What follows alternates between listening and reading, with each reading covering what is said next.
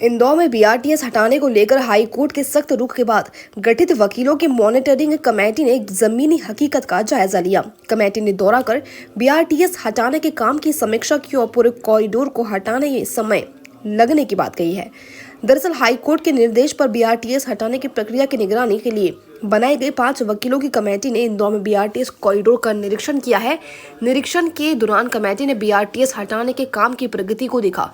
Court में पहले यह जानकारी दी गई थी कि बीआरटीएस को पूरी तरह हटाने में करीब 3 महीने का समय लगेगा, बल्कि लेन की रेलिंग 15 दिन में हटाने का आश्वासन दिया गया था। इसी आश्वासन के पालन की मॉनिटरिंग के लिए हाईकोर्ट ने कमेटी गठित की है।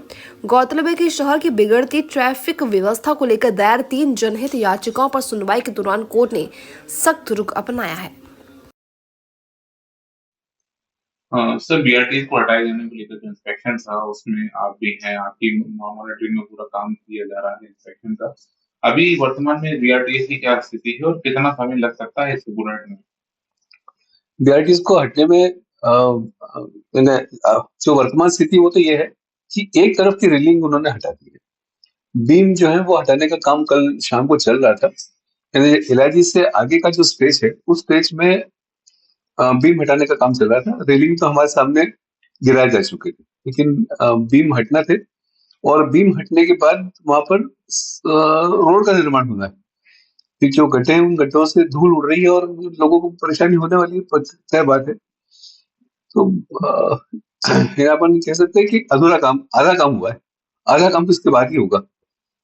वजह क्या है सर कि बीआरटीएस को हटाने का काम इतना स्लो चल रहा उसका कारण तो क्या बताएं। जब माननीय उच्च न्यायालय द्वारा निर्देश दिया, उस निर्देश देने के भी मेरे ख्याल से 5 दिन बाद काम में गति आई है।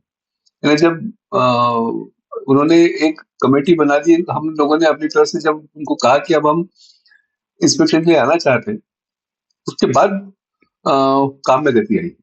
अभी भी रास्ते में जो करीब 12 या 15 बस स्टॉप है, वो बस स्टॉप तो वैसे ही खड़े, उनको तो गिराने का काम चालू ही नहीं हुआ है।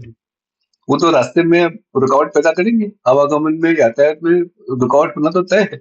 सर, हाईकोर्ट ने इस मामले में आपत्ति भी ली है क्योंकि